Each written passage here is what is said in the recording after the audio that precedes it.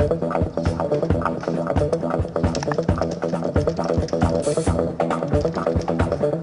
know what time it is. Welcome to the Trinity Force Podcast. Optimus Tom, Resident AP, plays mid and his styles are shady. Got a syndrome, can't nerf it. You can find him in the chat, type of worth it. Next Hornet, stuck in ill hell, thought it was going up. Once again it fell, never spent a single dime alone. And if you step into his jungle, expect a brawl. Auslander, math specialist, he's precise, doesn't tolerate estimates. The man's addictive as every hero, you can tell cause his bank account's stuck at zero. And last but not least, your host Pornophobia, picks an 80 carry, and he's owning ya. He's got the full mouth, ground and pound, don't get excited, it's not as sexy as it sounds. That's your whole team, enjoy the podcast. Put your headphones on, we'll have a blast. We're checking email and Twitter, of course, just don't ask us how four guys make a Triforce. Oh man, guys, you are listening to Trinity Force Podcast, episode number 36. As you hear in the background, people are retweeting us like crazy because all they want to be here for is to listen to the four of us talk tonight. And of course, I am joined, as always, by Auslander. What's up? Tonight's episode, if every time Pone makes a mispronunciation, you got to take a shot. So, get ready. That is episode number 36. Just dial 9 and 1 now, and then once your stomach needs to be pumped, press the last one. And ask for the ambulance to come. And unfortunately, Hornet, AJC, and Optimus Tom could both not join us this week. And we were going to have Ken Jaden the Broker on, but he couldn't join us either. So, Sotere, our resident 2200 ELO player, he finally broke that plateau, is with us. Oh, yeah, I'm a little bit higher, like 2213. Oh, so shit. So pro. Oh, yeah. Man, our resident 80 carry for our GG Chronicle rank 5s. Carrying us to victory. My shoulders are quite sore. My favorite part of the week though was the Reddit people saying, "Oh, why are you guys casting these games in reference to the League PETA tournament? They really should have someone around 2200 ELO casting." And I was like, "What? I am up there, but it doesn't have anything to do with how good I am at casting whatsoever. I'm still terrible at casting, but I can play the game at a high level, and that's what I bring to just about every episode of Trinity Force Podcast that I'm on." Just some sort of presence that gives, I guess, you guys credibility. 36 episodes in, and now you're just fucking saying this. Thanks a lot, buddy. Well, actually, I've only been part of 2 or 3 now because you guys don't like inviting me. You should have invited me earlier. So much credibility just based on silly little numbers. I wanted you to be permanent, but for some reason we picked this Optimus Tom guy that no shows. So. All the time. Optimus no show. Of course, any of those who might be tuning into the live cast right now will see that we have at PentaKill App on the screen. Those of you who are listening tomorrow or whatever day it may be will notice that we have a special guest this week, Ken Hanson. Actually, his name is Hanson. Say hello, sir. Hello. He is part of Twin Engines Labs, who is developing the iPhone app for at PentaKill App. I've been drinking quite a bit, so I feel like I'm going to slur a lot tonight. So this is going to be people are going to be drunk very quickly. Hey, very important question. We have to clarify some rules here. When you slurred, is that a mispronunciation? Do we need to take a shot at that point too? Well, I don't know how many shots do you have because this could go by really quickly. I've got a large one of those drinks we were just talking about. So. Yeah, so speaking of, right now on the screen, I don't know, I'll add these to the doc after the fact, but you can see the screenshots that Ken took. Ken, why don't you run over a couple what these are? I've got them on the screen. I'll just try to flip through them as you're talking about them. Yeah, sure. So I figured that you had an unfair advantage because you actually have a friend here in Louisiana, but we're very unique in the fact that we have likely one of the only legal drive-through alcoholic places where you can literally leave with a styrofoam cup and tape on the straw for daiquiris. So I saw that this is a good drinking show, and I could actually do this on my interview instead of what I did for Four Court Jester, where I just drank all night and then rolled in and played the game. But so that's how I normally it didn't matter roll. Anyway. I'm that bad, but so I was like, we're definitely gonna have to get some Louisiana love in here and do the drive-through daiquiris, and I made sure we took pictures here. So there's actually a line at 7 o'clock to get drive-through daiquiris at this, and this isn't even the good one. There's 4 other ones up the street from here. And right across the street, a graveyard. Yeah, no, it's just super classy. How ominous. Yeah, this is the only one that has green apple though, and I'm just a man child, and I have to have that. So really, it's buy one get one free daiquiris at this place. It seriously is. Like, I could have gotten another large, and why you didn't slur you and mispronunciate all night long? Wait, so you turned down a get one free daiquiri? He gave me a discount, so I went with it. Yes, of course. Ken is part of the, as I said, the Twin Engines Labs. Ooh, I better turn this off. We are Twin Engine Labs, who are developing the PentaKill app, and we are going to kind of do a, I don't know if it's like a true interview. It's kind of like a pseudo interview. Auslander has been able to play with the app this week, and I was going to have MonteCristo on, but he was unable to join us tonight, unfortunately. He may join in a little later, so we might revisit this. But why don't you run down what the PentaKill app is for us, and give us a little bit of background for those who may not know what it is. Yeah, sure. So just in a nutshell, it's a companion app. So out of the gates, it's going to be what every other one of your companion app does, but it's going to do it better, and it's going to be easier to use. So there's actually a YouTube, if you want to throw it up on the screen, of a demo. But the idea is to start with what we know everybody's doing right now, and it's selling, and that is sort of like a database app where you can just sort of reference things all day.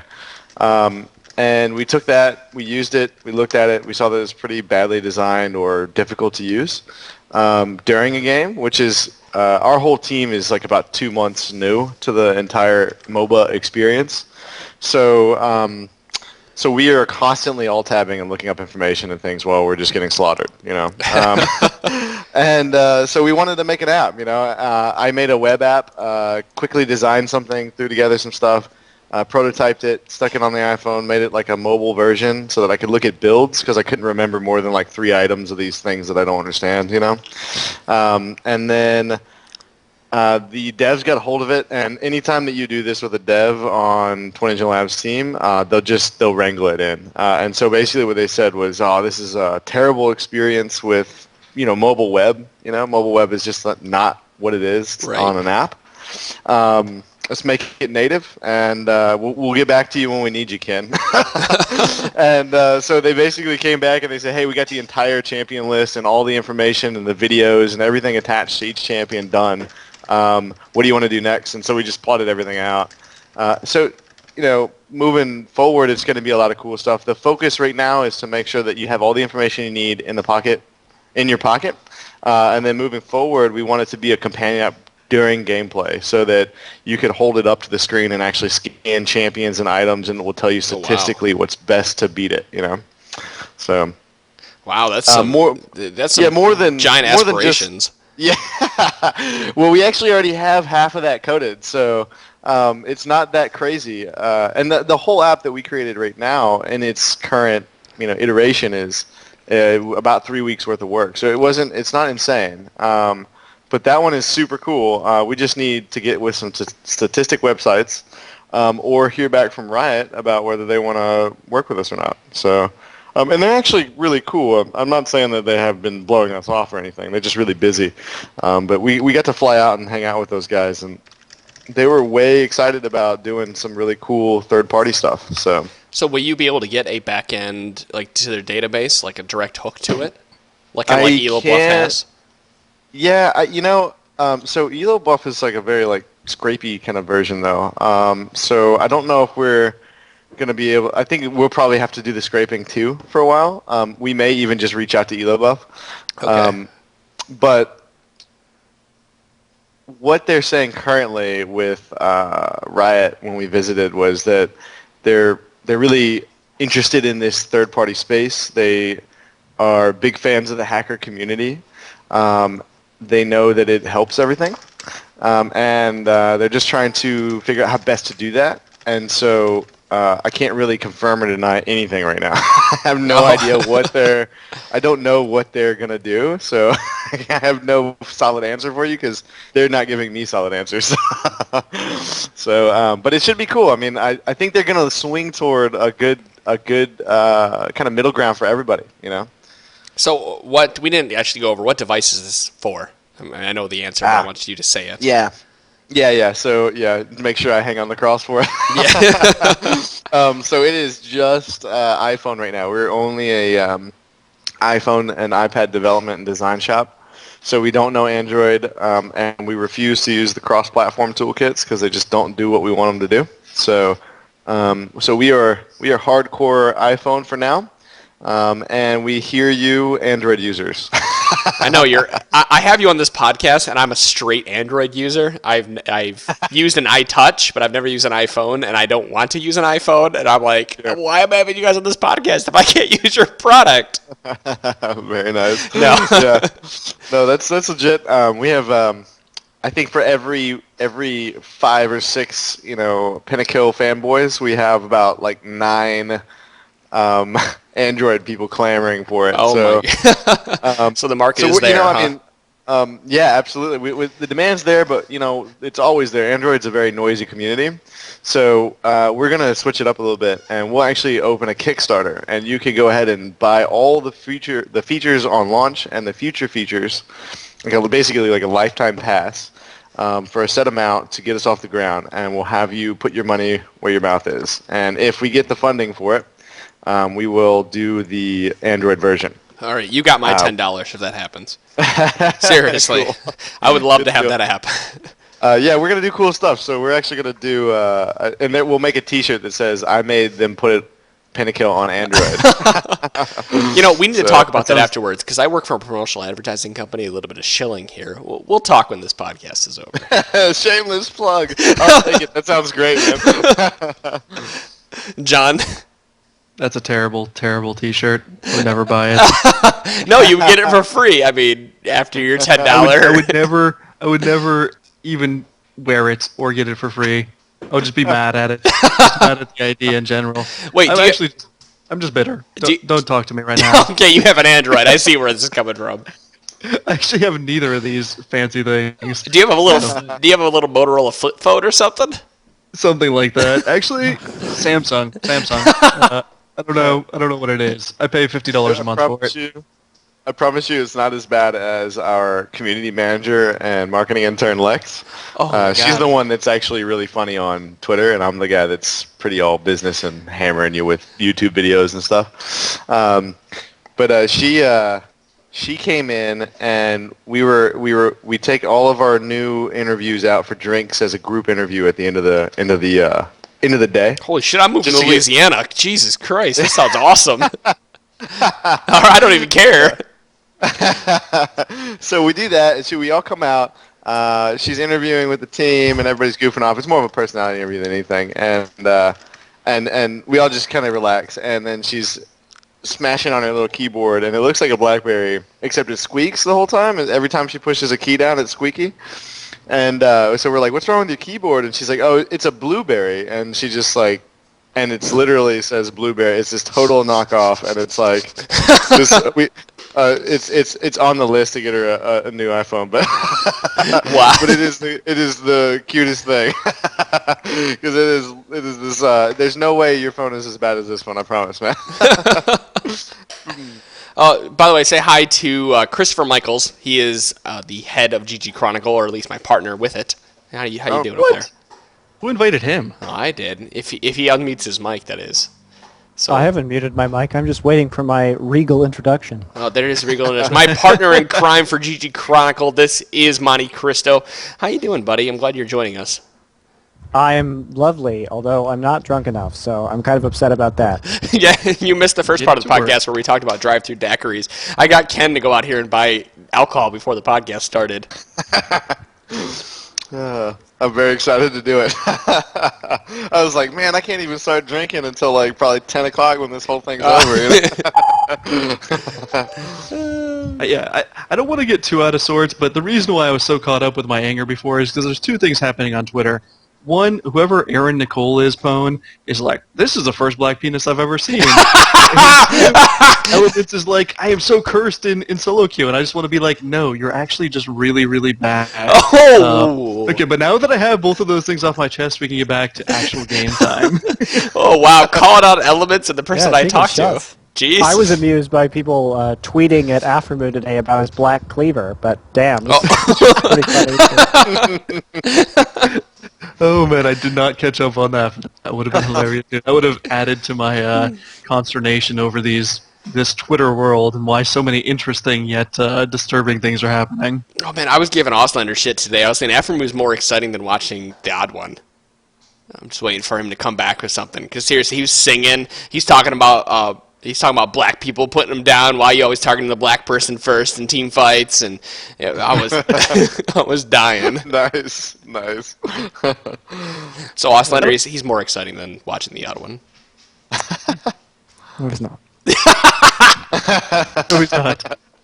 I feel like it's fair to take advantage of all of your assets as a person to get more viewers and more popularity, but like so many people get mad at women when they do it. Not so many people get mad at black people when they do it. Where's the line? Where's the line to be drawn? So I was going to say that obviously, 2,000 years of repression apparently doesn't trump a couple hundred years of repression. Yeah, what? This is this is degenerating really quickly. abort. We are going there. That happened. Hit the eject button, guys. Well, I guess if anybody My can house talk is on about fire. it. I have to go. I guess. Probably because you didn't have a woman cooking your food. Oh shit! Oh my god, this podcast. My name is not associated with this anymore, but I'm going to say that Ken is from one of the states. It's probably one of the more well-known states for this, besides like Georgia or something. So it's pretty bad. I honestly have to say that my only mode now is League Nation mode, and I'm working on getting Sotere in the same place, so offensive only from now on. Right, I'm actually working on it. Every Skype call, I just got to get more and more aggressive and offensive because I couldn't quite get to the level last night. I think it was due to a lack of drink, so I started around noon today. I did take a little bit of a break, but I got to get that back going with the aggressiveness. And plus, the podcast had like no actual relevant topics to talk about tonight besides PentaKill. So I figured we let PentaKill do their thing. I like it. I don't have BlackBerry or an Android or an iPhone. So any projects that are now in place or to be in place, I'm not even going to benefit from. So what can I do about I have the PentaKill Mr. app, Hanson? and I have the iPhone, and I'm going to be the one reviewing it The for GDC. iPhone. So I just want to let you know that I do accept PayPal bribes, and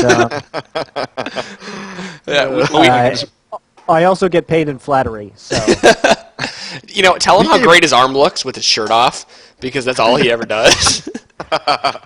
Chris never wears shirts. Oh yeah, and if you could go through our history and review the reviews we made of Elo Buff, man, obviously they were greatly influenced by bribes. That's all I can say about that. I want to make it known there will be no flow of cash toward your direction, guys. No, but Lex did promise me cookies, so I know Lex is those listening. Could happen. Cookies could happen. what about flattery? I'm very interested in flattery. Yeah. That is a nice fleur-de-lis you have in your little logo there. Hey, we can talk about the new Solo Mid site, which got launched today. I haven't seen it. I just saw it was down. I'm excited. That sounds good. All I saw was Cumley was like, oh, I'm glad it supports Yiddish, and I have not signed on to it yet. No, that's because everybody and their brother is hitting it, so it's getting a pseudo DDoS right now, and it's just slow as fuck. My God, it does support Yiddish. Finally, the south half of Williamsburg and Brooklyn, where I live, will be able to read Solo Mid. Oh my! It really does. I thought that was a joke. Not even a joke. This is In in the Slack Urdu. language. That is impressive. It supports Esperanto. That is the greatest thing ever. So, true story. Did you know that the only movie ever made in Esperanto is a movie that was released in 1961? It's in black and white and stars William Shatner, and it's called Incubus. You should watch it. It's great. I have heard of that, but I've never seen it.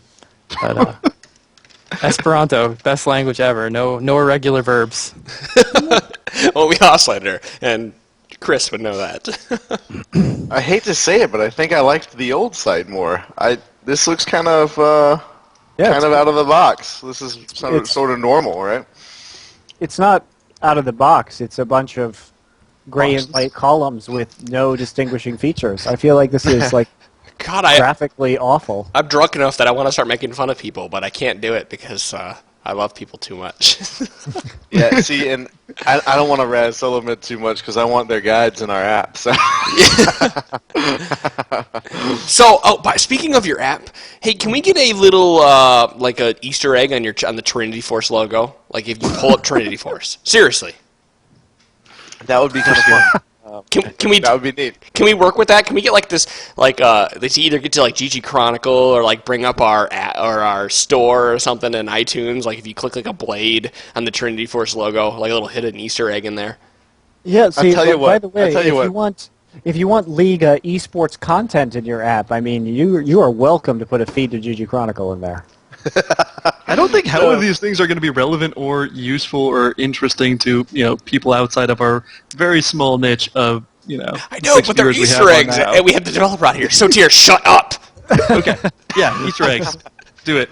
I'll tell you what. If we can break 200 additional followers because of you guys, then we'll do any Easter egg you want. Oh, wow. That is challenge accepted. All right, guys. Guys, I want you guys to go to follow at PentaKill App. If they make it past an extra 200 followers, they're at like 150, maybe 160 right now. We will give out a $25 RP card for you guys if you make it past 200 extra followers for them. Follow them at PentaKill App, and we will announce this on Reddit and Twitter and everything else for them. Let's get those numbers right, though. We have 261 followers this moment. So. All right, so we can get them to 462 followers by what date? Do we have a date, or is it just whenever? Nope, it just has to be your fault. Yep. Okay. $25 in RP to a random person who follows them, and I will give them the code, and they will retweet it and give it out to you guys. Excellent. And because we want to be in the app, of course, not because we want them to have followers. That's just silly. Yeah, I have questions about your app, but I'm reluctant to ask them because I already missed a big part of this podcast. So no, go for it. We haven't really gotten into the app so much as we've just made fun of each other the entire time. Yeah, just give the sales pitch of the app. It's not. I mean making fun of people with southern accents is like shooting fish in a barrel. Do I have a southern accent? Am I that drunk already? Monty, please just go for it. Start asking questions. No, I have to say that I love the champion list. I'm actually looking at it right now, and the animations are really smooth, and I love the bars and everything like that. I can't see the skins because it's not unlocked for me. But as for the other stuff, I have to say that the things that GGC is an esports coverage site. And so, I'm going to be more excited about the kind of stuff that I view as competitive content as opposed to more casual content. And I have to say, your voice-activated jungle timer makes me extremely excited. Yes. I would pay extra money to be able to use that to put my iPhone on my desk, and while I'm in vent, if it could recognize, you have to remember that people are talking usually to their teammates at the same time. So, the more competitive players play on 5 teams, or at the very least, duo queue most of the time. So if it could recognize when, I said specific phrases and would pop up the jungle timer and talk to me, that would be incredible. Yeah, so that we're not being super original. I think we're just marketing it a little bit better than the other one. But there is one that exists right now. It just doesn't do it very. Sometimes it gets it, sometimes it doesn't. So I actually play jungle, I'm trying to pretend to play jungle, and I used it, and I ended up using the desktop client for timers, but What I want is and the devs are behind me with is to actually create that jungle timer where you can choose like the sexy lady voice or the powerful guy voice, and he's telling you your blue is up in 30 seconds, right? And then you're saying blue down, and then blue's down. So I'm with you. I want it, and we're really excited about working on that feature. Unfortunately, there's not a big jungle crowd out there as far as people voting. So we've been collecting votes from all the registered users, and it is all about builds and build sharing, man. So it looks like it's going to be at the end of the list. I mean, honestly, like the problem is that I think the people that are currently paying attention to your app are not. I think that for somebody like me, I saw your app and I was like, oh, that's cool, but it seems like it's a more casual crowd, and so that because I have this build on my phone right now, I'm looking at it and I see the jungle timer and I'm like, holy shit, right? And I think that if if you had introduced it and marketed it as like a voice activated jungle app, you would have a very different user base than you do currently. And I think that might be a little bit of the weird reaction you're getting. But as for the builder, I'm excited about that as well, because currently, as I'm sure you know, the only real builder that's in existence is on Leaguecraft, because Solomid and CLG and the other sites that have kind of guides, the builder takes a lot more to implement, because you have to, every time there's a balance change, you have to go back and change the stats for a specific champion, so it's a lot of hands-on work that a lot of people don't want to do. But the builder is also very exciting for me for that reason, because I use the Leaguecraft builder for my videos to figure out, basically, I get replays, I talk to the pro players and I get replays from them, and I have to take a look at their stats at the beginning of the game and figure out what runes and masteries they're running. And so the builder really helps that at level 1, and also shows you kind of how you can spec, so hardcore players, kind of like that too, because you can see, how is this going to affect my level 1 HP running this set of runes, or magic resistance, or attack damage, or AP, or whatever it is you're doing, and how is that going to scale into late game. And it's a very useful tool. It's just time intensive for the developer to change every time there's a patch out. Yeah, absolutely. So that was the biggest thing that we saw, even in the casual apps, was like the last updated character was super old, and we were like nowhere near Pulsefire Ezreal or anything, right? And this is kind of a testament to the developers. I mean, our team's phenomenal, and they actually, while we were working on it, Pulsefire Ezreal was announced, shows up on Riot's website, shows up in our app the next hour. So we didn't update it. We didn't do anything as far as like manually entering data. We just pulled it from Riot, and that would be a totally legal thing that Apple would let us do. So that's the goal for everything that we do, whether it's an item or a balance change. I mean, everything in that app is cached so that it's available offline.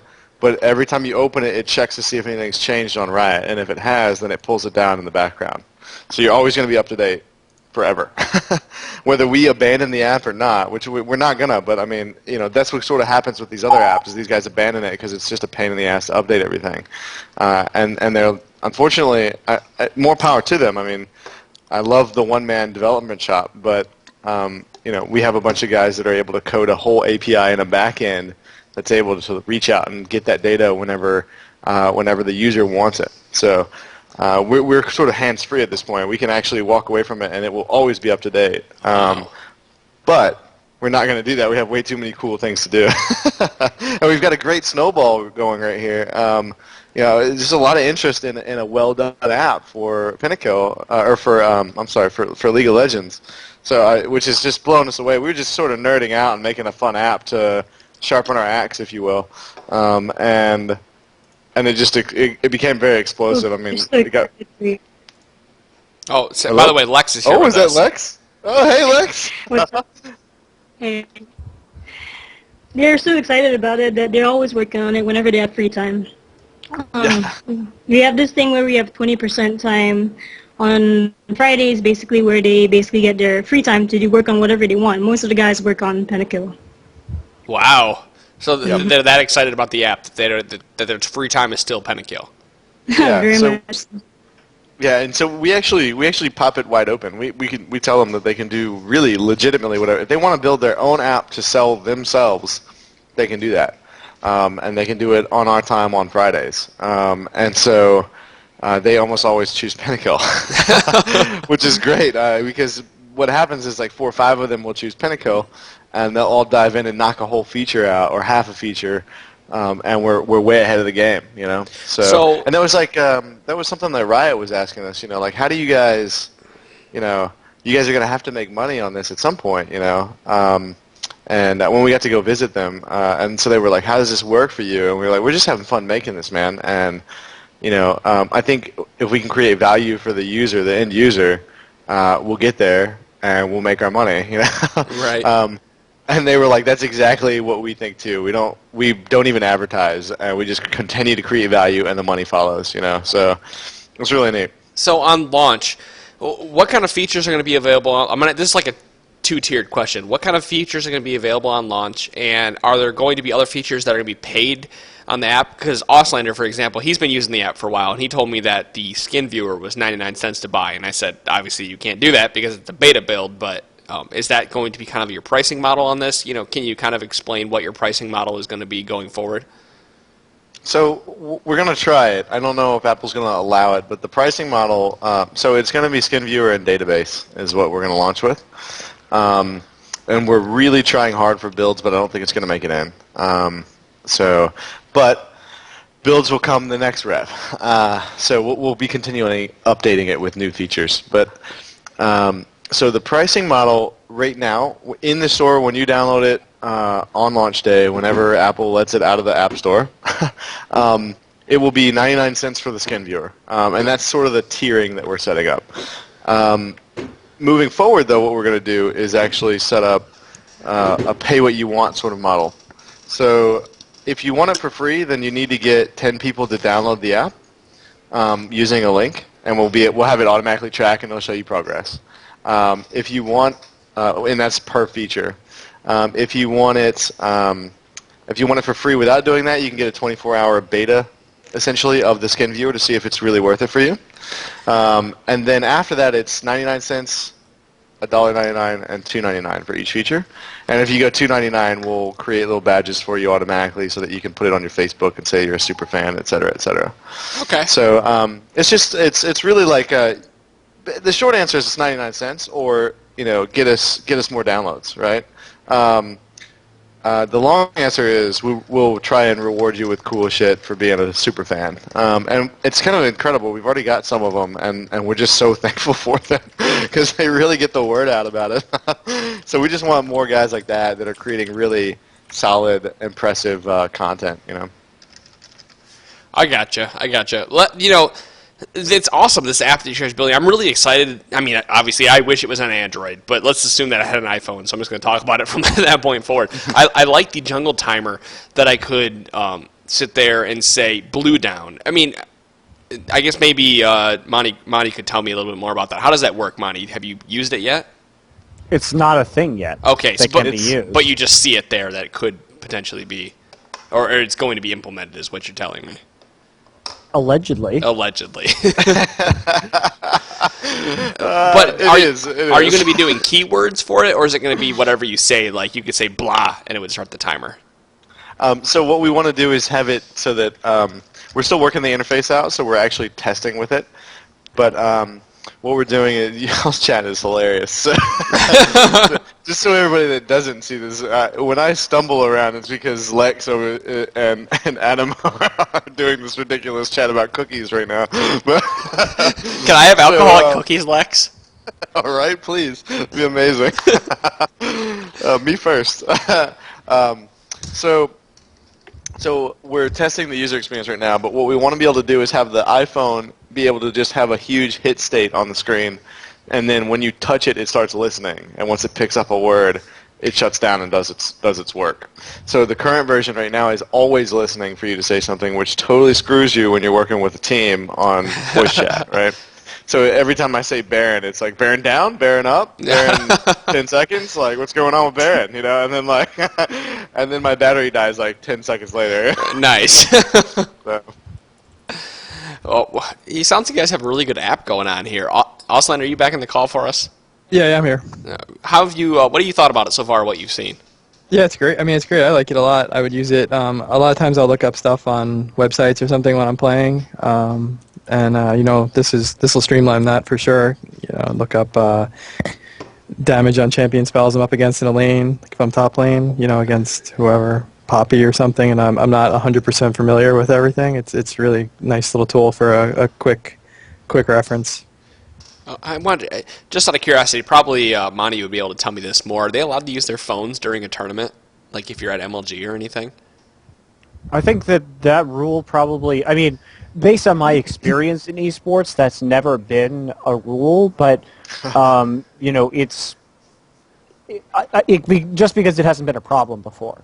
I don't know how you would enforce that if they have people, I mean, I don't think they have anybody in the booth with them. Maybe they have somebody standing in the corner to make sure that everything is going kosher. But it seems to me that it would be very difficult to enforce, and they'd have to make a specific rule about phones in pockets or something like that, because it's one of those things where it would be very innocuous if you put it on your desk and the app was talking to you. Right. And also very difficult to enforce unless they were aware of that. So, I mean, if you do implement this feature, guys, honestly, you may actually cause like problems at MLG.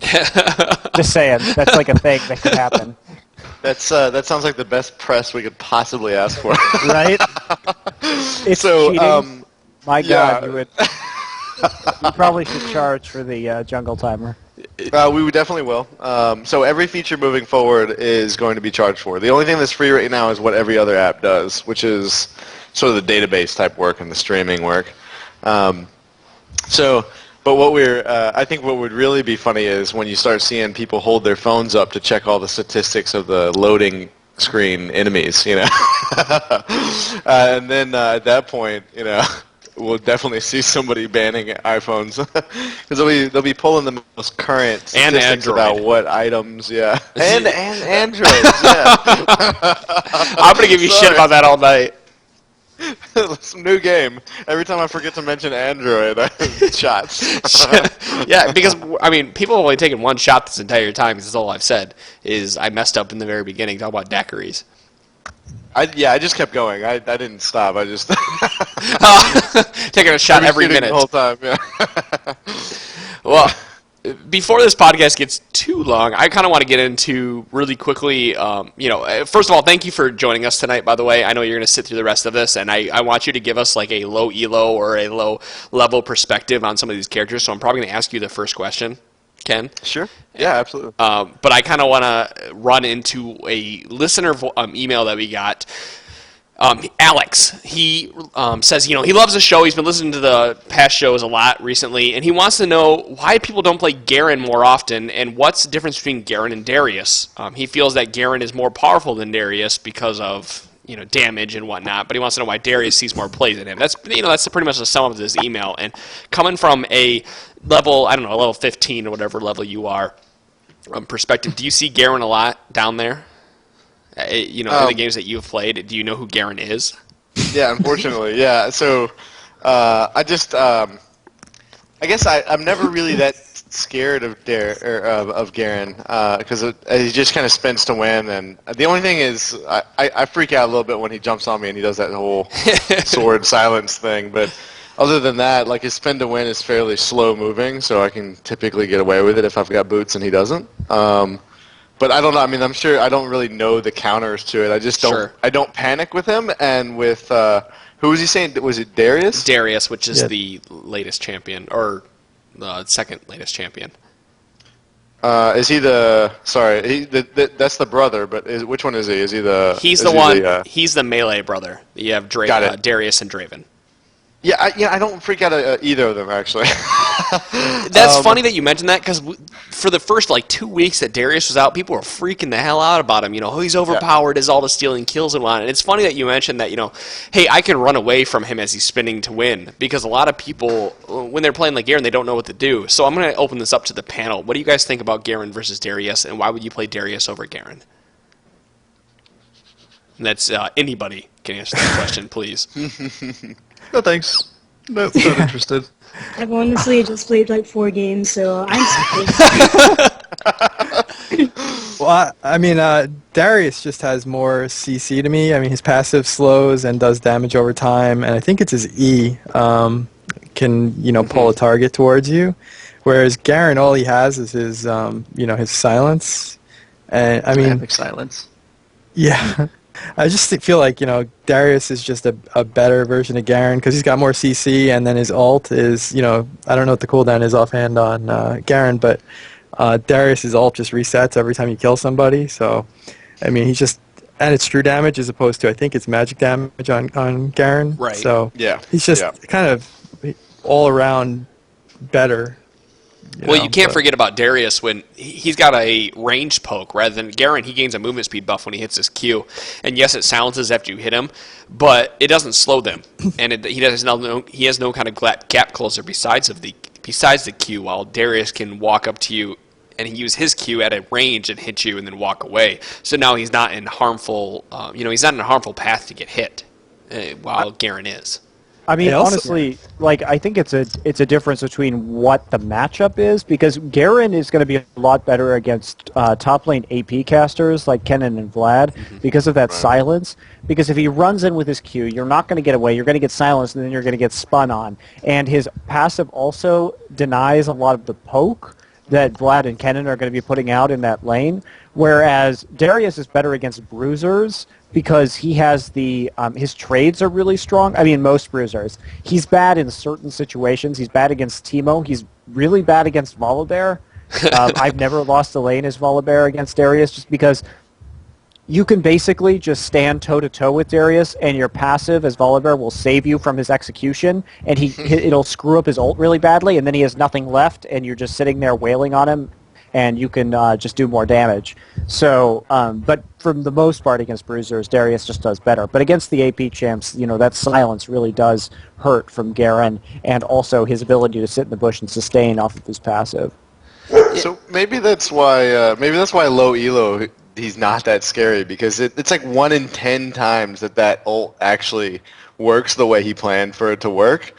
In the low elo, like he basically jumps on me and he's just kind of just doing his, like, he's just floating around ready to die at that point. So I don't know. Maybe that's why I don't have a really solid reason why I'm not scared of him, but that's mostly I think why. Yeah, he is kind of high skill cap. Sorry, go ahead. Oh, no, I was just going to say, I'd be curious, because you're way up there in the ELO, how the Garen and the Darius compare, and what matchups you typically see those guys in.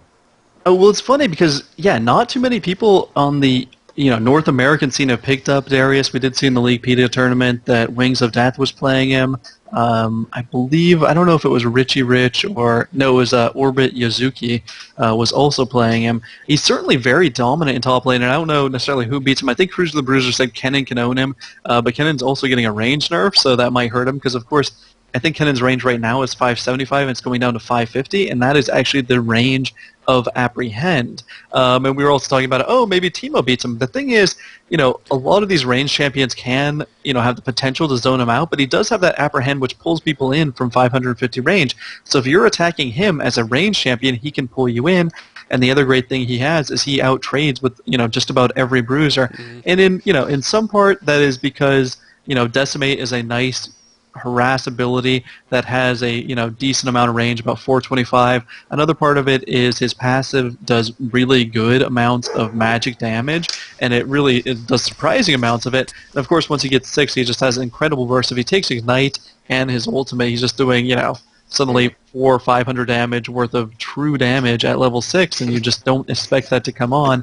I think the reason why everyone is like, Darius is just a better version of Garen. Well, a lot of times champions are kind of, what can you surprise other people with? With Garen, you're always going to have to essentially run straight into him. Of course, you have Flash every 4 minutes, but besides Flash, you have to run into them, hope that, little extra movement speed bonus you get on your Q is enough, and then spin around and do enough damage. But if you build armor and you suddenly don't die to one of his burst combinations, then you don't worry about it too much. The other thing, of course, going for Darius, he just has so many kind of hidden passives. And I have a friend that actually plays Darius mainly in the jungler. He is amazing at him. Almost always he gets those ultimates off and resets and carries just about every game we play with him. And that's not, saying too much, because he's actually just a brilliant player at melee junglers. But he loves Darius at the moment because not only he has the slow, which goes on with crippling strike, which goes up to 40% slow. Another huge thing he has over Garen is he has a 25% armor penetration on that Apprehend, and he can pull multiple people in. So not only is it great for just catching one person out in lane, and great for repositioning people when you're getting a gank from your jungler, but endgame it really kind of groups and crowds up people, to kind of put them in place for a bunch of AoE ultimates. But, you also don't realize he gets 5% movement speed for each champion that he's made bleed. So really he just has all these things going for him. He can slow people down. He can pull them in. He speeds himself up. He does, every single type of damage that you could want in the game, magic, physical, and true damage, and he has penetration. So he's just kind of like a more evolved Garen. I think where a lot of people will get confused is Garen is still really good in lane. There are a lot of matchups rather that he wins. He just absolutely dominates some champions, and a lot of the champions that are kind of popular up in top lane. Where Garen falls off is as soon as people build armor, as soon as you get into a team fight where he has to deal with a lot of CC, he just doesn't have any tricks to get to the back lines, where Darius has more consistent abilities to get to the back lines, and once he gets there, not only is he a one-trick pony where he, silences one person, spins, and sees everyone flee and maybe gets someone with his ultimate. But if Garen actually or Darius does get someone with his ultimate, then he has the potential for continuing his steamrolling in those team fights that makes him devastating if played properly. So I think right when he came out, Murillo was like, once people know how to combat him, he won't be so strong. But once people know how to play him properly, he's going to be that much stronger. So that's kind of my take on it. I was a little bit long-winded. I apologize for that. But he certainly has more tools in his kit than does Garen at this point. Cool. I've played Darius a couple times, and I like him because, like you said, he steamrolls a lot of top lanes very easily, and Monty's actually turned me on to Volibear quite a bit. And what I like about just kind of shifting just a little bit, Volibear is kind of in the same sense. Volibear, decimates a lot of top lanes because of his passive, and people don't know how to play against him. And I feel it's the same way with Darius. People feel like they need to put a range against him or they need to kite him to play, but the poke off of his Q is just so great. Combined with that passive, if you can get a poke into a W, you're taking that extra, 20, 30 damage off of his passive, and it's going to do quite a bit. The only problem I've ever seen with Darius is if everybody focuses you in a team fight, you're forced to get away from building any kind of damage into a more of a tanky role, and now you're back into that tanky top that doesn't do a lot of damage, and he doesn't have the CC to keep anybody away from your carry, and that kind of where it turns into a protect the cog comp at that point, just using a generic term for what it could be, because once your focus is Darius, you have no escapes besides Ghost. Yeah. So, Hey, can I just verify something? Did you say that your buddy was jungling with Darius? Oh, yeah. No, he loves jungling with Darius. It is his favorite jungler at the present time. That is incredible. Is that the fact that you can just really jungle with like any character at a certain point? I mean, I saw somebody jungling with Talon the other day and just melting my friends. That was just crazy to me. Yeah, I mean, there is something to be said that you can go jungle with anyone, but no, actually Darius is well made for it. I actually think Stonewall, he's kind of one of the popular figures in League of Legends lore. He does a lot of the kind of like jungling videos. I don't know how great of a player he is, but he is kind of introduction to jungling, so you can certainly check out his videos on YouTube. Stonewall 008 is his actual name, and I think he's actually playing it a lot, but yeah, one thing, I was playing in a game, I was top lane, and suddenly my friend comes in top lane, and he is level 3, and I am still level 1, and he comes in for a gank. I'm like, wait, you were level 3 double buff. I have not yet hit level 2. He said, I'm going to come up for ganks, and I was like, okay, well, I'll get, I forget even who I was playing. I was like, I'll get my CC at level 2. And he came up there. I was like, I don't have my CC yet. Didn't matter, because another great thing is people don't realize if Darius gets upon you and you flash away, well, suddenly your flash is 400 range, apprehend 550 range, so suddenly your flash was just wasted. He's back upon you with that crippling strike, with that red buff slow, and yeah, no, he is actually a very effective jungler. Clear is pretty good, but I think mainly his ganks are really, really effective. Ganks. Okay, all right. Well, I've been rolling Nautilus and fell in love with it, but that sounds awesome. Yeah, I was going to mention Nautilus is a good jungle to start on. So is Warwick. And, if you really want to get crazy, you can go jungle Karthus, because then you start making your own gold with your R. That's just been the joke for the longest time. Karthus makes his own gold. But that takes a little bit more of learning to kite. But I guess a lot of our listeners is the same. They're in the same vein that you are, Ken, where they're either level 30, they're just fresh out level 30, or they're working their way up there, and they're always asking the same questions. Should I buy Darius for the jungle? I mean, if you have the IP and you want to really learn someone that can dominate, absolutely. But You don't see IP him in the jungle for IP, IP. Yes, sorry. IP is for runes, damn it. IP. RP is for champions. Unfortunately, that mentality got me in trouble because the other night I got very drunk and bought bought Pulse Fire Ezreal on top of a Shen scan, put $20 RP in it, it's gone already. Nice. I am right behind you. I put in. This is a testament to how ridiculously addicted I am to this great game. I went into the weekend, bought a skin impulsively.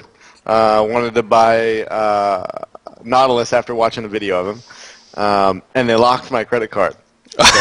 Like Riot said, no, you've been spending money too fast, right? So I said, okay, fine. It didn't stop me though, so I just went out and bought $50 worth of RP cards, and then came back, shoved it into the account, and then used it all by yesterday. And I'm not kidding. Like, it's so ridiculous. I was like, Talon? Yeah, I'll get Talon. Let's try him out in jungle. That's crazy. So they've made such a great buying mechanic, man. It's such a phenomenal game. So what you're saying is you're going to go back and listen to all our other podcasts, like episode number 11 and episode number 30, which is our From Minnows the Sharks episode, that teach you how to play the game. I am stoked. Oh my god. So, we got a ton of other little things we could talk about. I'm assuming I kind of want to talk about the PvE patch stuff, but a lot of the stuff has been debunked today. So I'm going to open the floor up since this podcast has been everywhere. Does anybody have anything that happened this week? I know League Nation popped out. Monty, tell us about League Nation, because as much shit as I gave you for it today, I'm actually excited for where you guys are going with that. So why don't you tell our viewers what League Nation is? Sotere here is on League Nation with me. We've been working on this for a long time. It's been in development forever with a variety of, different complications holding it back, including, several of the hosts, moving around. But the basic premise is, it's me, Sotere, Hornet from Trinity Force, who is not here tonight. He's on vacation. And now Comely and Pluto from Curse. And the idea behind this show is that we're trying to be a little more fast-paced, a little more irreverent, definitely more humorous. It's a show that is grounded in talking shit and being focused on the professional scene and really addressing topics that other people don't want to touch with a 10-foot pole, including interpersonal drama, various other issues. And basically it's just a kind of fun, tongue-in-cheek show where we can crack jokes about the ridiculousness of pro player behavior, as well as, address some serious topics about esports and the scene and have some, personality combined with some weird, comedy from the hosts and insulting each other as well. I don't know, Sotere, how would you describe it? Kind of just a mosh pit of pretty funny people, and then Chris and I talking about League of Legends. I think you kind of ran down how it is. I think it had pretty good reviews. Reddit seemed to like it. Some people seem to like it. Some people seem to hate it, and that is exactly what we're going for. As we evolve in our showmanship, I think it'll get even better just talking about the more absurdities of the League of Legends scene. And, of course, we're going to get more and more, what is the word? Profane. Not sources. Well, yeah, we are going to get more profane, but I'm saying we're going to get more...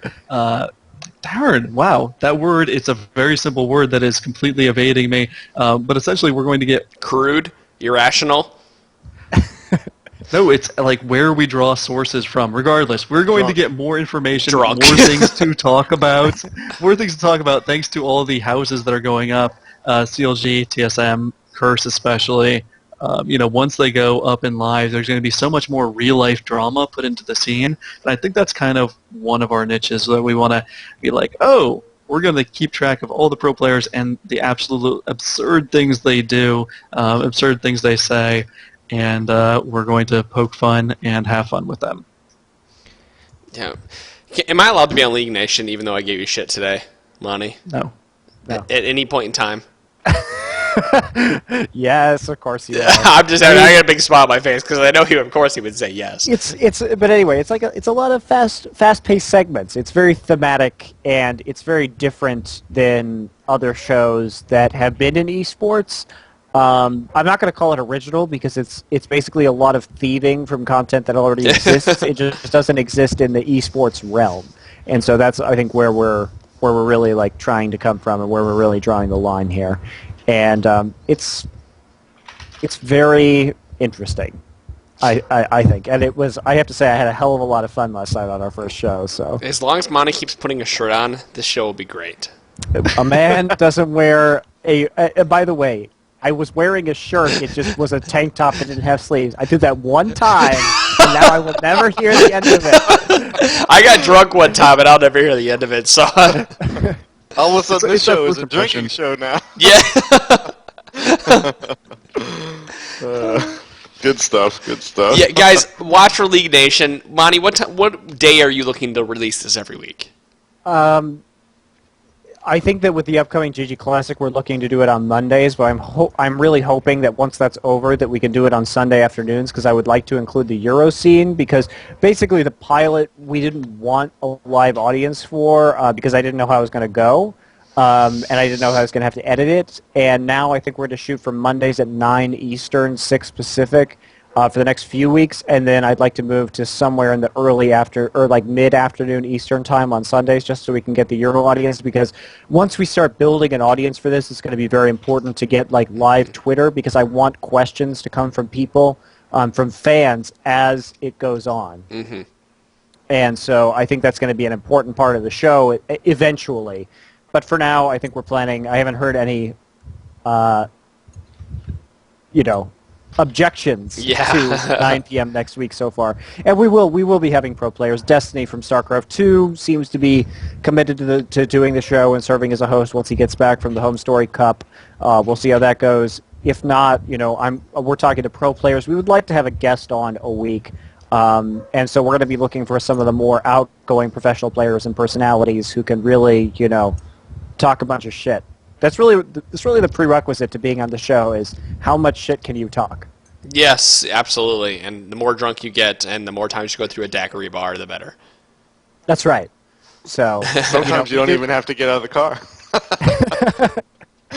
I'm so jealous of you right now. So, guys, if you guys are listening to Trinity Force, we're actually going to be launching something next week on Friday. It's Trinity Force presents Sheen Prox, and this is something I'm announcing for the first time right here. Sheen Prox is going to be a collab on GG Chronicle, where a bunch of us from GG Chronicle get together and we interview a pro. It's going to be a different pro every week, or it's not even be every week. We're going to have 2 pros a week for the next month, and that's the goal right now. Pending he accepts the invite, we're going to have the 80 carry from CLG Black, Hood Stomp. It's Hood Stomp. Hood Stomp? Yes, I wanted to say Hoodwink, but I knew it wasn't right, so take a shot. Hood Stomp will be on next week, starting Thursday at 8 p.m. Eastern Time. It'll be broadcast on the GG Chronicle. It'll be put as a VOD and a podcast. We're going to be interviewing 30-minute segments at a time. Again, Sheen Prox, as in they're very quick, very fast questions. They'll be going, trying to get as much information as we can within 30 minutes. And I know Monty is going to be part of it. John Sotere is going to be part of it. We'll have Jaden the Broker. He'll be on this as well. Tristan, he's been helping us with our audio. He'll be on it for this next week. And we're just going to have as many of us ask him as many questions as we can and get it out every single week. So if you guys are interested in interviews outside of Trinity Force, the ones that we cannot provide every week, Sheen Prox is going to be the thing to look for. Of course, look for League Nation as well, because League Nation is going to have pros on it, and they're just making fun of everybody. So you guys will get your very serious interviews, and you'll get your funny interviews. I mean, GG Chronicle, we've got everything.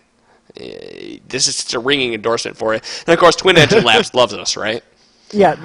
Shameless plugging. Shameless plugging, and I'm trying to get Twin Engine Labs to go. Yeah, I love you guys. Daiquiris. Love you guys. This green apple daiquiri rocks. I love everybody right now. No, I'm pushing it out. I'm pushing it on Twitter and Facebook. So, of course, on top of that, please, guys, go rate us on iTunes. I'm actually going to read a couple of you, because if you guys want to hear your name on this podcast, I will say it for you right now. Actually, Fulnar, he posted on iTunes and said, Trinity Force is the best LOL podcast around. He loves all the playful banter from the host, and we also have great insight. Must check this out if you're a fan of League of Legends. And I completely agree with that. I mean, listen to us tonight. We just talked about Darius and Garen for like 10 minutes, and we gave you the best insight you're going to hear anywhere else. And some letters, yeah, he says, these guys know how to do it. I've listened to basically every other League of Legends podcast, and this is the only one I still listen to. So, next week I'm going to actually read a couple more of you guys off for this week. So if you guys want to hear your name listed, go rate us on iTunes. You'll find us, Trinity Force Podcast. Just type it into Google, Trinity Force Podcast, iTunes. You'll find us. So, of course, I just want to thank very much. I'm kind of rounding out this podcast now. Thank you for Ken and Lex for both joining us. They're from Twin Engine Labs. They will be developing the PentaKill app, which, do you guys have a pseudo-release date or something that you might want to look for? Oh, no. Apple just does not like that kind of stuff. Okay. So it's as soon as possible. We hear everybody. They want it yesterday. We're getting it out. But Apple currently has us handcuffed. So we are in their waiting queue.